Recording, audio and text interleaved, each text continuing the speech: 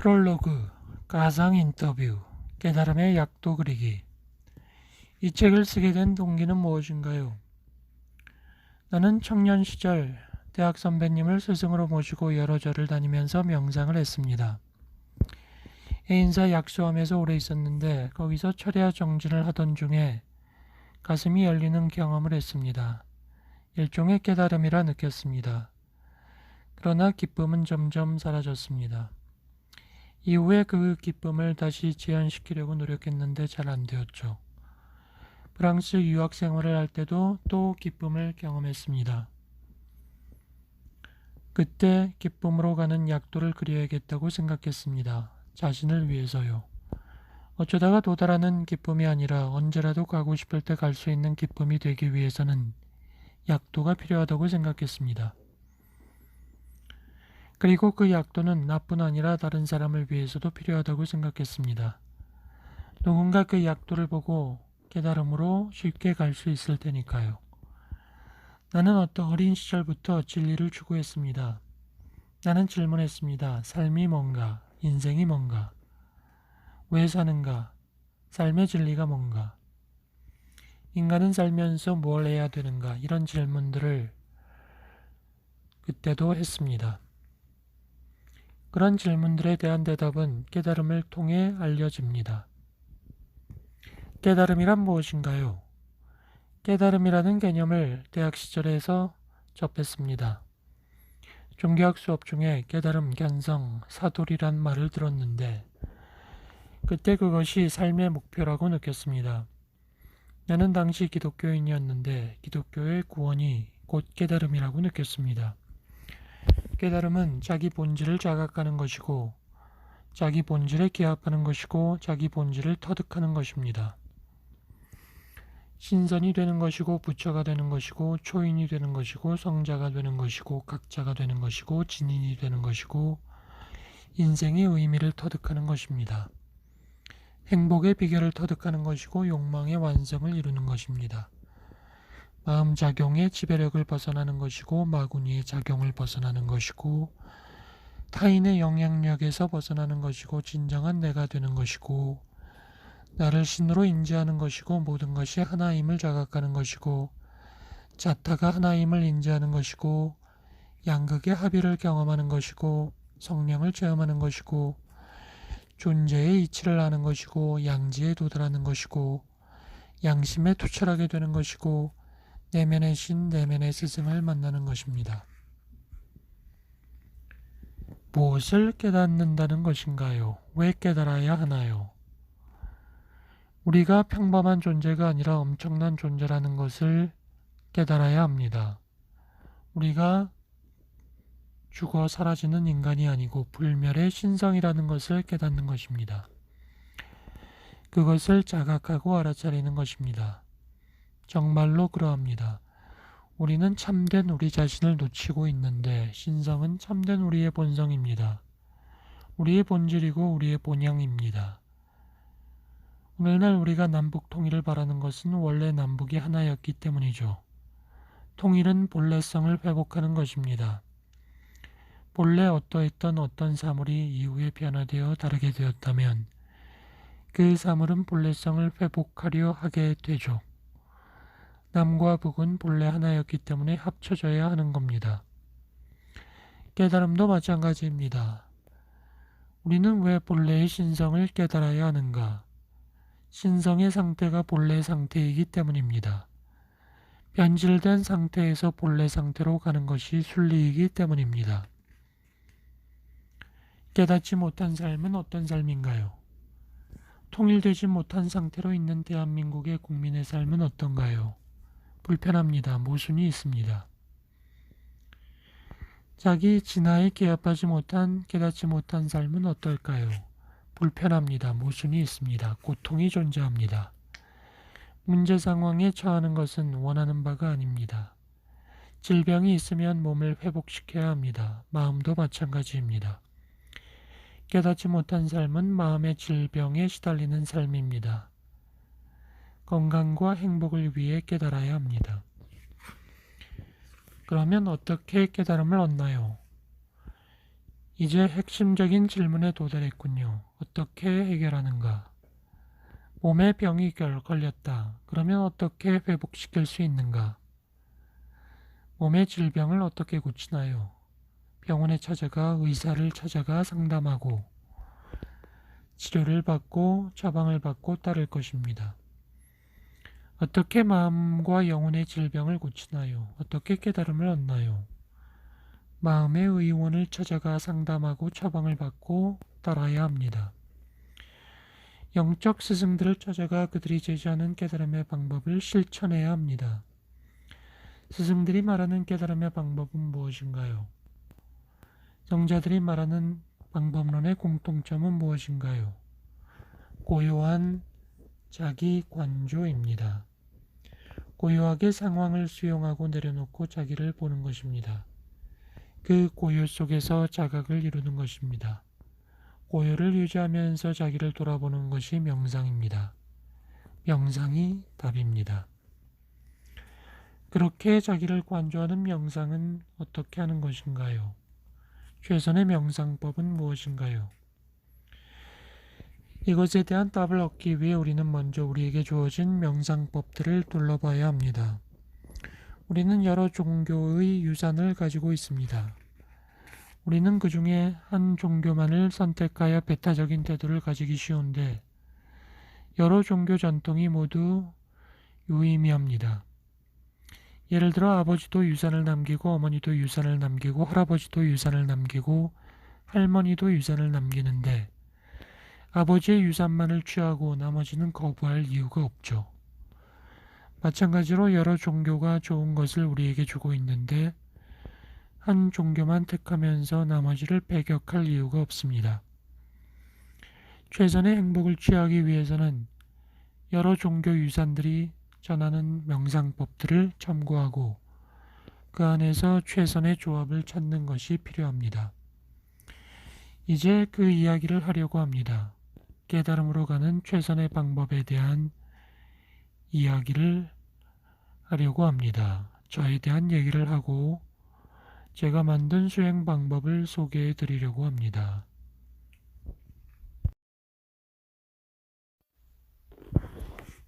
인생의 초기 힘들었던 시절, 나는 경상도 함안 출신의 아버지와 경기도 출신의 어머니 사이에서 서울에서 태어났다. 형이 하나 있고 여동생이 하나 있다. 서울의 북쪽 서대문구 가련동 야산 밑에 살았다. 동네 산에 자주 오르던 기억이 난다. 집에는 정원이 있고 개를 키우고 있었다. 2층 집이었고 외부에도 2층으로 올라갈 수 있는 계단이 있었다. 눈사람 만들던 기억, 개한테 물려 병원에 갔던 기억, 정원의 구조물에 거꾸로 매달리며 운동하던 기억 등이 떠오른다. 예일초등학교를 거쳐 불광중학교를 다니다 방배중학교로 갔다. 경기고등학교로 가고 이후 서울대학교 종교학과에 들어간다. 나는 어려서 해외여행을 하고 싶었다. 대학 1학년 때 대학생이 해외에 나가는 것이 처음으로 허락된다. 최초의 해외여행 대상국은 대만이었다. 방학 중에 중국어 공부 프로그램에 참가해서 한 달 정도 있었다.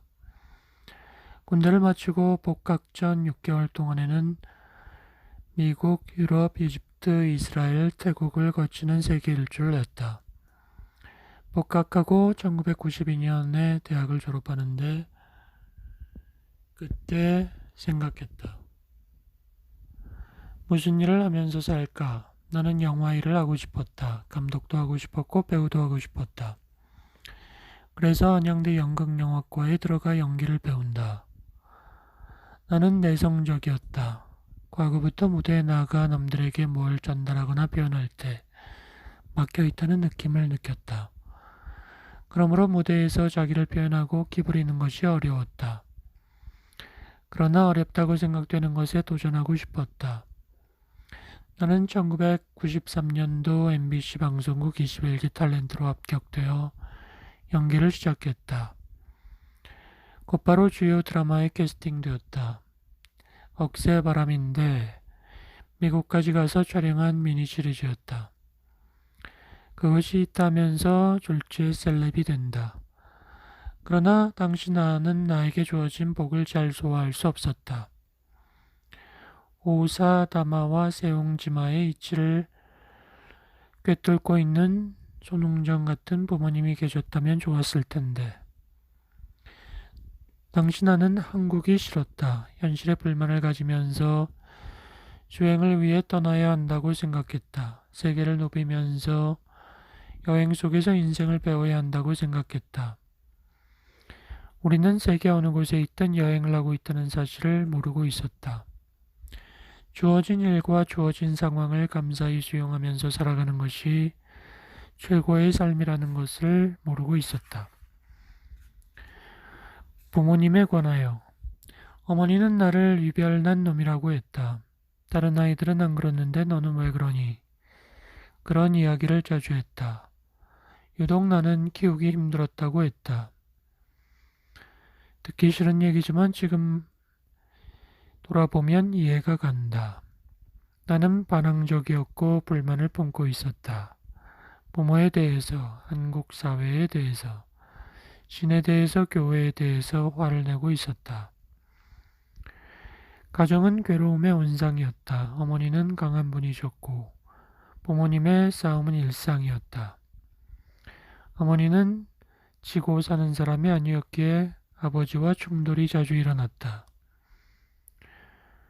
내가 볼 때 어머니는 상대에 대한 공감과 이해가 부족했다. 한 번은 내가 커다란 테이블 유리를 깼다.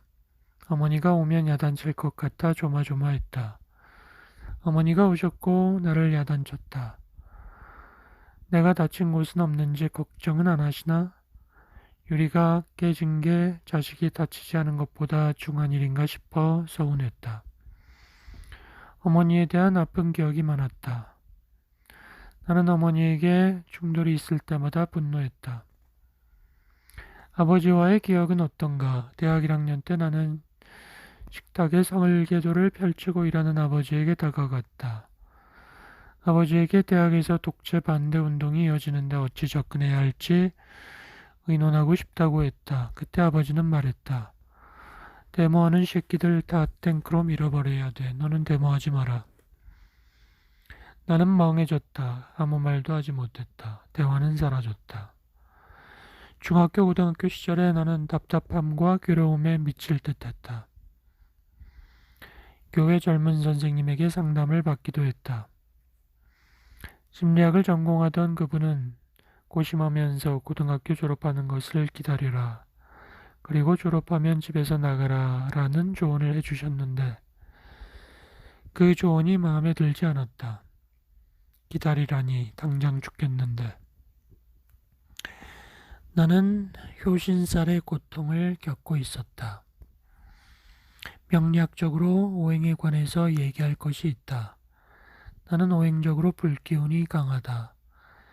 그것은 좋기도 하고 나쁘기도 한데 불은 인간을 살리기도 하고 죽이기도 하므로 잘 사용되면 좋은 것이고 잘못 사용되면 나쁜 것이기 때문이다. 어린 시절 나의 불 에너지는 잘 사용되지 못했다. 그로 인해 괴로움, 고통, 불만, 짜증이 일어났다. 불 에너지는 성 에너지이기도 하므로 성적인 차원에서 힘들었다. 나는 성욕이 강했고 그것을 부드럽게 풀 수 없었다. 억압된 성욕은 변태적 상상력으로 이어졌다. 거기에 종교적 금욕주의가 겹쳐지면서 죄책감이 발생했다. 자유행위를 하고 자괴감을 느끼다 참회하고 회개하는 과정이 반복되었다. 해방의 돌파구가 필요했다. 탄트라에 대한 관심은 그러한 맥락에서 가지게 되었다. 이 시점에 나는 지금은 부모님에 대한 앙금을 해소했다는 말을 하고 싶다. 두 분 모두 돌아가셨다. 두 분에 대한 한은 없다. 지금은 모든 것을 받아들인다. 우리들의 블루스라는 드라마의 마지막 부분, 옥동과 동석의 에피소드를 보면 어머니 옥동이 아들 동석에게 미안하다고 사과하지 않고 죽게 되는데 나는 그것이 의문이었다. 왜 옥동이 동석에게 사과를 안 했을까? 지인이 알려주기를 드라마에 답이 있다고 한다. 옥동은 자기가 사과할 줄도 모르는 바보 천치라 말했다. 그렇다. 옥동은 사과를 안 한 것이 아니라 못한 것이다. 그녀는 그런 사람이었던 것이다. 나의 부모님도 마찬가지다. 그분들은 왜 그러셨을까? 그분들은 그런 분들이었다. 왜 커뮤니케이션을 잘하지 못했을까? 커뮤니케이션을 잘 할 수 없었기 때문이다. 나 자신을 봐도 알 수 있다. 나도 내가 하고 싶어도 할 수 없는 것들이 있고 어쩔 수 없는 것들이 있다. 그분들도 그럴 수밖에 없었기에 그렇게 산 것이다. 그들은 그렇게 살 수밖에 없었던 것이다.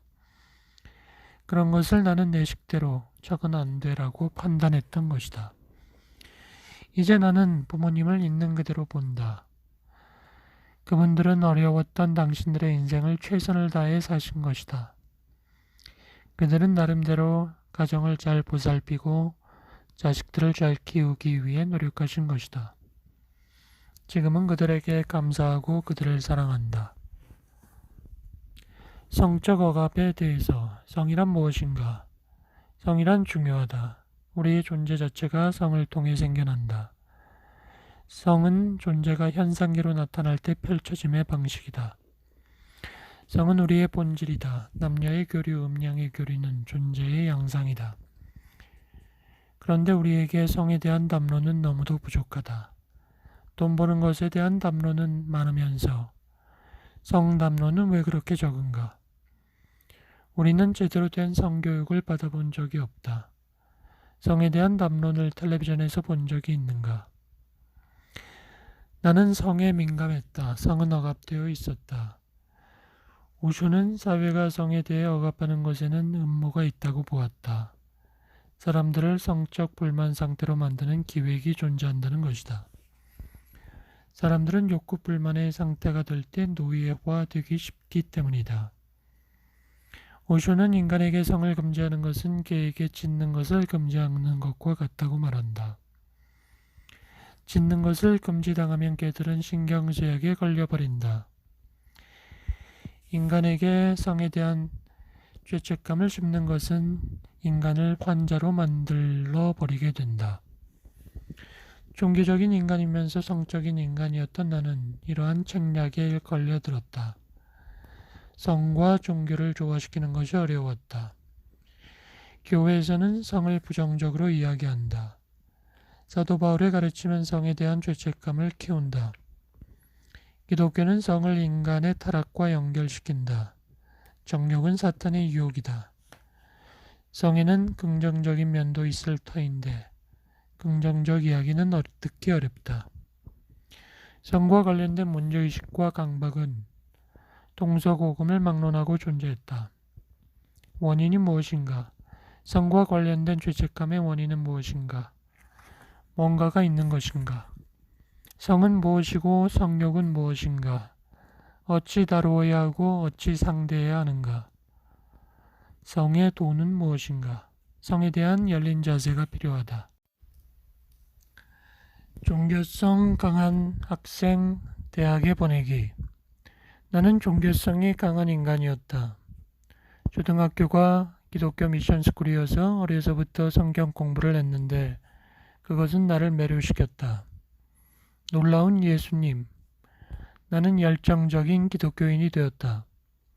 고등학교 시절에는 교회 고등부를 열심히 다녔고 목사님이 되려고 생각했다. 나는 진학을 상담해준 선생님의 가이드를 받았다.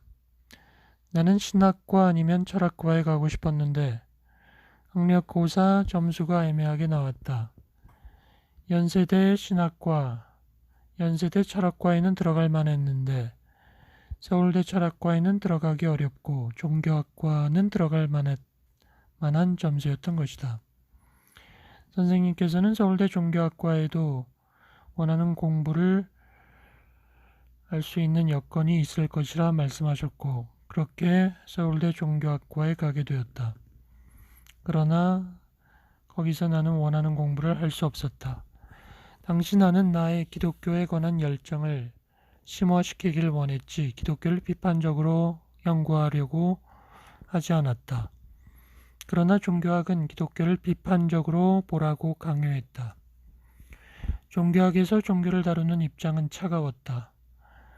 종교학은 그때 나에게는 한 학기 들을 정도의 과목이었지 4년 동안 붙잡을 공부가 아니었다. 전공을 바꾸는 것도 모색했지만 쉽지 않았다. 복수 전공도 생각해 보았지만 종교학과의 필수 과목은 이수해야 했다. 시험을 다시 쳐서 다른 과목을 전공할까, 학교를 그만둘까 고민이었다. 대체 전공 선택을 왜 해야 하는가, 그게 왜 필요한가? 왜 대학 들어가기 전에 선택을 해서 묶여 있어야 하는가? 왜 전과가 금지되는가? 왜 한 번 선택했다고 4년을 묶여야 하는가? 마음은 바뀌는 것인데 왜 문과를 선택했다고 이과 공부를 해서는 안 되는가? 고등학교 때는 원하지도 않는 이과 공부를 시키더니 이제는 이과 공부를 하고 싶어도 못한다. 이게 뭔가? 최선의 삶은 순간순간에 자기가 원하는 것을 하는 것이다. 인간은 매 순간에 원하는 것을 할 때 행복하다. 차가운 물을 마시고 싶을 때는 차가운 물을 마시고 커피를 마시고 싶을 때는 커피를 마시는 것이 최선이다. 피아노를 배우고 싶은 사람은 피아노를 배워야 하고 그림을 그리고 싶은 사람은 그림을 그려야 한다. 원하는 것을 배우게 하는 것이 최선의 교육이다. 교사는 학생에게 물어봐야 한다. 너는 뭘 하고 싶니? 뭘 배우고 싶니? 선생은 학생의 욕망을 체크해야 한다. 자기가 원하는 것을 시기적절하게 한 사람은 만족감을 경험하지만 원하는 것을 시기적절하게 하지 못한 사람은 불만감을 경험한다. 요즘 학생들은 학원에서 선행학습을 한다. 유치원 학생은 초등학교에서 배울 것을 미리 배운다. 1학년은 2학년 때 배울 것을 미리 배운다. 그러나 질문해 봐야 한다. 1학년 때 배울 것을 1학년 때 배우고 2학년 때 배울 것을 2학년 때 배우면 되는데 왜 굳이 선행학습을 하나? 서로 경쟁하기 때문이다. 미리 배워서 석차에서 우위를 점해야 하기 때문이다. 다들 그리 생각하니 경쟁이 발생하고 학원은 장사가 되는 것이다. 이런 문제를 해결할 방법이 있는가? 경쟁을 안 하면 된다. 경쟁은 왜 하는가? 인류대학에 가고 싶기 때문이라고 한다. 그러나 생각해보자. 왜 인류대학에 가야 하는가? 인류기업에 들어가 인류공무원이 되어 잘 살기 위해서라고 한다. 그러나 인류기업에 들어간다고 잘 살게 되는가? 인류기업에 들어가거나 판검사가 되면 행복해지나? 아니다. 우리는 속고 있다. 부모들은 착각하고 있다. 자식들을 행복하게 해주는 것은 인류대 가는 것도 아니고 인류기업에 들어가는 것도 아니고 인류공무원이 되는 것도 아니다. 자식들을 행복하게 해주는 것은 하고 싶은 일을 하는 것이다. 내가 대학을 선택할 때 지도 선생님이 이렇게 말을 해주었다면 좋았을 것이다. 너는 어떻게 하고 싶니? 뭘 배우고 싶니? 관심 있는 게 뭐니? 원하는 게 뭐니? 대학엔 꼭 안 가도 돼. 너의 진짜 욕망은 뭐니? 인생에서 뭘 하고 싶니? 뭘 이루고 싶니? 만일 그 당시 내가 더 주체적이었다면 나는 다른 길을 선택했을 것이고 효율적인 삶의 진행이 이루어졌을 것이다. 인간은 자기가 가장 원하는 것을 선택할 수 있어야 한다. 본인의 욕망이 가장 중요하게 여겨져야 한다. 대학 전공은 대학 졸업 때 정해져야 한다. 말 나온 김에 좀 더 하고 싶은 말이 있다. 나는 대학의 전공은 졸업 때 정해져야 한다고 생각한다. 대학에 들어간 학생은 대학에서 제공하는 모든 과목을 자유롭게 들을 수 있어야 한다. 전공 필수는 사라지고 공부에 대한 의무가 사라져야 한다. 왜 모든 선택을 학생에게 맡기지 않는가? 왜 미리 정해진 방면의 과목만 들어야 하는가? 대학에 들어가서 생각이 바뀔 수 있다. 전공을 바꾸고 싶어 할 수 있다. 왜 못 바꾸게 하는가? 자유롭게 공부하고 싶은 것들을 공부할 수 있게 해야 한다. 고등학교, 중학교, 초등학교에서도 학생들이 공부를 선택하게 해야 한다. 왜 써먹지도 못하는 수학을 배우게 하는가? 왜 원치 않는 것을 강제로 시키는가? 왜 원하는 것을 못하게 하는가? 이 교육 시스템은 정상이 아니다. 나는 그런 시스템 속에서 원하는 것을 적절하게 배울 수 없었다. 대학교 3학년쯤 나는 어머니에게 미국에서 영화 공부를 하고 싶으니 유학을 보내달라고 했다. 그런데 어머니는 말씀하셨다. 서울대는 졸업해야 하지 않겠니? 어떻게 들어간 대학인데?